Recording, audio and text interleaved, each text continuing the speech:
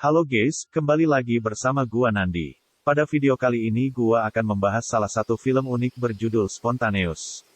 Apa jadinya jika di dunia ini terdapat wabah misterius yang mampu menyebabkan setiap manusia meletus seperti balon? Tidak pernah lupa, gue selalu mendoakan agar kalian dan keluarga bahagia selalu ya.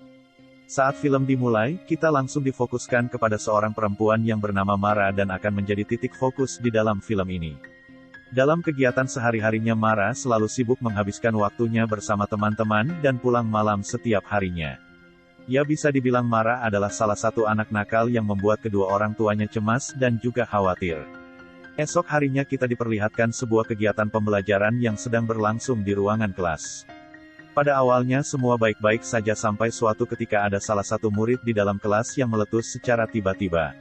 Alhasil kejadian itu membuat satu kelas langsung ketakutan dan berlari sepanik-paniknya. Ditambah lagi kejadian itu membuat semua murid dan salah satu teman Marah yang bernama Tess semakin bertanya-tanya. Mereka semua tidak menyangka kenapa hal mengerikan itu bisa menimpa teman kelasnya yang bernama Chatlin. Mau tidak mau, kegiatan pembelajaran langsung ditunda dan semua murid dibawa ke kantor polisi untuk dijadikan saksi mata. Di hari itu juga segala bukti di kelas mulai dikumpulkan dan terlihat jelas banyak sekali cipratan darah maupun potongan tubuh yang sudah hancur tidak berbentuk. Sebagai bentuk rasa simpati serta bela sungkawa seluruh teman-teman Chatlin mengadakan sebuah acara khusus untuk mengenang kejadian itu. Pada malam harinya Marah bersama Tess sengaja nongkrong di salah satu kafe dan tidak lama dari itu datanglah seorang pelajar laki-laki bernama Dylan. Ternyata Dylan adalah salah satu teman kelas dari Mara yang selama ini menyukainya secara diam-diam. Hanya saja ia tidak berani mengatakan perasaan tersebut dikarenakan ia tidak pede dengan dirinya sendiri. Beberapa jam setelah bincang-bincang satu sama lain Mara meminta bantuan kepada Dylan untuk menemaninya pergi ke toilet. Dari hal ini Dylan sudah memikirkan hal yang tidak-tidak dan ternyata Marah mengalami mual yang luar biasa sampai tidak tertahankan lagi. Tidak sampai di situ ia juga mengalami halusinasi yang membuat dirinya sulit untuk fokus kepada Dylan.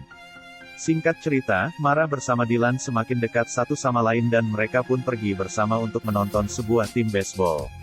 Kebetulan kali ini pertandingannya adalah tim sekolah mereka melawan sekolah yang lain. Namun tiba-tiba kejadian misterius itu kembali terjadi dan membuat salah satu pemain meletus begitu saja. Hal ini pun semakin di luar nalar dan membuat seluruh penonton pergi sambil berteriak histeris.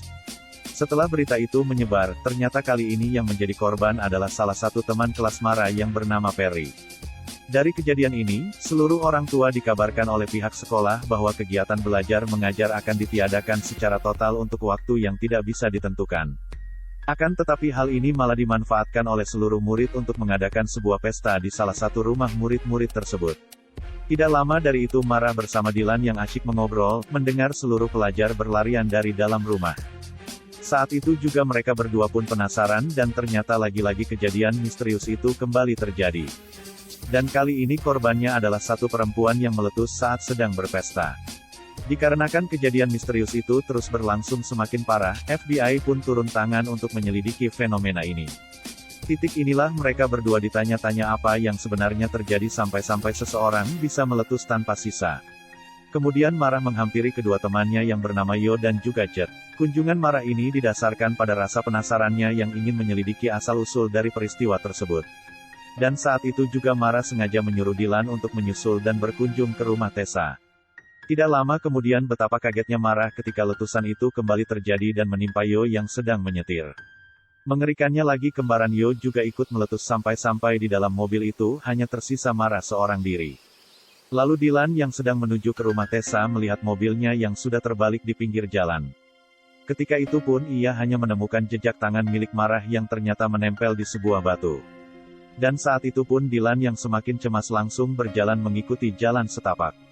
Untung saja ia berhasil menemukan Marah yang sedang berada di sungai sambil membilas seluruh badannya yang terlumur darah. Beberapa menit setelah kejadian itu mereka berdua pun terkejut karena sudah dikelilingi oleh petugas medis berpakaian lengkap. Tanpa pemberitahuan sedikit pun Marah bersama Dylan langsung ditarik paksa dan juga dibawa entah kemana.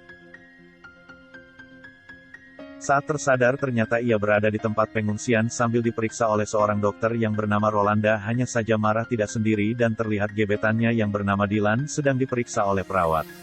Pada esok harinya, seluruh teman-temannya Marah juga dibawa ke dalam pengungsian. Secara bergantian satu persatu dari mereka ditanya-tanya secara rutin untuk menjalani pemeriksaan lebih lanjut. Di sisi lain, seluruh tim medis juga berusaha untuk mencari tahu apa sebenarnya penyebab dari kejadian yang terjadi secara random.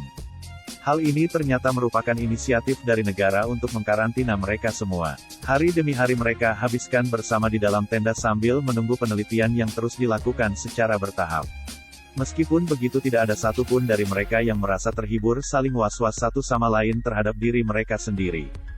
Kemudian salah satu pembicara dari tim medis memberitahu mereka beberapa informasi bahwa proses penemuan obat terus diusahakan semaksimal mungkin mau tidak mau harus menunggu waktu yang tidak bisa ditentukan. Untuk asal-usul dari wabah mengerikan itu, juga belum diketahui apa penyebabnya. Tapi yang jelas, dari insiden yang sudah terjadi sebelumnya dapat disimpulkan kejadian tersebut hanya berlangsung terhadap murid-murid yang berada di sekolah itu. Dan benar saja, salah satu dari mereka langsung meletus tanpa sebab di dalam tenda tersebut. Parahnya lagi, kabar ini pun semakin menyebar kemana-mana dan membuat seluruh orang tua murid menjadi ketakutan. Bahkan kejadian tubuh yang meletus masih terus memakan korban jiwa tanpa waktu yang jelas sama sekali. Di sisi lain, seluruh tim medis terus berusaha sekeras mungkin untuk menemukan obat yang tepat bagi mereka semua. Ya, bisa kalian lihat sendiri sambil santai pun masih ada saja tubuh manusia yang meletus. Kabar baiknya, dari sekian banyak percobaan yang telah dilakukan mulai menunjukkan tanda-tanda positif. Yang dimana pada akhirnya obat berwarna biru dipercaya bisa mengatasi wabah tersebut. Seketika itu pun orang tua yang setiap harinya selalu datang ke tempat pengungsian langsung merasa senang. Ya wajar saja siapa sih yang tidak senang kalau anak mereka bisa selamat dari maut. Begitupun halnya dengan Marah yang terlalu semangat setelah sekian lama tidak lagi berada di rumah. Akan tetapi ia diwajibkan untuk terus mengkonsumsi obat tersebut sampai waktu yang belum bisa dipastikan. Beberapa hari kemudian, kegiatan pembelajaran pun kembali diadakan secara normal dan terlihat masih ada pelajar yang melindungi dirinya dengan atribut lengkap. Dibilang pelajar itu adalah satu-satunya orang yang masih percaya bahwa wabah tersebut belum berakhir. Saat jam pelajaran berikutnya, Dr. Rolanda sengaja berkunjung untuk melakukan sosialisasi terkait kejadian misterius. Ketika itu pun respons seluruh pelajar menjadi bahagia dan Dr. Rolanda meminta satu sukarelawan untuk melakukan beberapa gerakan. Tapi tiba-tiba pelajar tersebut kembali meletus secara mendadak. Lebih mengerikannya letusan tubuh manusia terus terjadi dalam waktu yang berdekatan.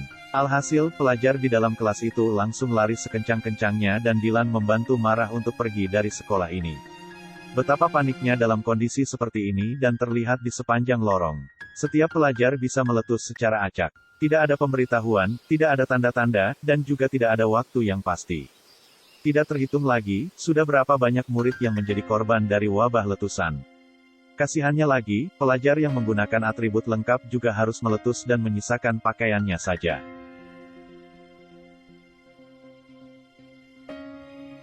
Melihat hal itu Marah pun berlari mencari jalan keluar sampai-sampai ia bertemu lagi dengan Dilan yang terus mencarinya. Akan tetapi pertemuan ini bakal menjadi yang terakhir dikarenakan Dilan juga ikut meletus pada saat itu. Sudah jelas dari kejadian tersebut Marah semakin tidak mengerti lagi entah bencana apa yang bisa menyebabkan peristiwa paling random sedunia. Segala usaha dari penemuan obat hanyalah sia-sia dan tidak berarti sama sekali. Apalagi Marah baru saja kehilangan Dilan yang selalu berusaha untuk menjaganya dengan perilaku apa adanya. Beberapa hari setelah kejadian paling seram di sekolah, Marah pun menjadi perempuan yang tidak terkontrol lagi dan sengaja menghampiri rumahnya Tessa. Namun, Tessa secara tegas mengatakan bahwa ia sudah ketakutan dan akan pergi meninggalkan kota ini selama beberapa hari. Mirisnya Tessa yang pergi bersama teman sekelasnya sama sekali tidak mengajak Marah. Di sisi lain seluruh orang tua murid yang menjadi korban terus menyalahi kehadiran Marah yang dianggap sebagai kutukan. Hal itu didasarkan pada kejadian demi kejadian yang terjadi belakangan ini. Yang dimana setiap murid yang berdekatan dengan Marah selalu meletus secara acak, bahkan berita itu juga menjadi pembahasan di forum internet yang menjelaskan bahwa Marahlah yang menyebabkan semua ini. Esok harinya, ia sengaja mendatangi sekolah yang kembali tidak aktif dan terlihat sepi tanpa seorang pun. Ia terus merenung apa benar dirinya sendiri yang menjadi penyebab dari semua ini. Singkat cerita, Marah pergi tanpa kabar berhari-hari dan ia memutuskan untuk kembali ke rumah.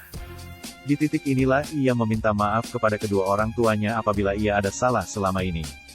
Dan pada akhirnya ia berpikiran akan mengasingkan diri selama beberapa bulan sampai benar-benar tidak ada lagi hal-hal aneh yang terjadi. Ujung-ujungnya Marah pun tidak tahu lagi untuk tinggal di mana dan film pun berakhir. Buat kalian yang masih bingung, pada intinya film ini menyinggung sedikit mengenai fenomena yang bernama spontaneous human combustion. Peristiwa terbakarnya tubuh manusia secara spontan yang dihasilkan dari energi dalam diri manusia. Dalam hal ini manusia yang mengalami SHC dapat berakibat fatal dan membahayakan nyawa manusia tersebut. Untuk lebih detailnya, kalian bisa searching saja mengenai fenomena ini yang pernah terjadi dengan total 200 kasus dalam 3 abad terakhir. Yang menariknya, dari 200 kasus tersebut terdapat beberapa kesimpulan yang salah satunya adalah kebanyakan korban merupakan pecandu alkohol. Dengan kata lain film Spontaneous sendiri memberikan sindiran keras kepada anak-anak muda yang menjadi pecandu alkohol. Dan skena itu pun dijelaskan dengan Marah bersama teman-temannya yang setiap harinya tidak luput untuk minum-minum. Oke deh guys, mungkin segini saja pembahasan dari film Spontaneous. Sampai bertemu lagi di video berikutnya. Gua Nandi cabut dulu, dadah.